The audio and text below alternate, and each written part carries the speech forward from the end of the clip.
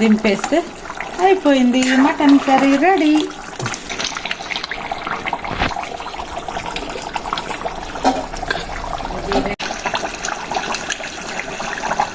కొత్తిమీర వేసుకుంటే అయిపోయింది. గ్యాస్ బంద్ చేయండి.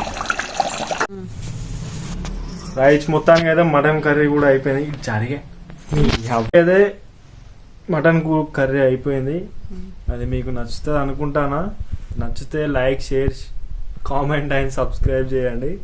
ఇంకా మీ అందరికీ చెప్పాను, మీరు కూడా ట్రై చేయండి, మస్తు వస్తుంది. స్మెల్ మాత్రం డేంజర్ వస్తుంది ఇప్పటికీ.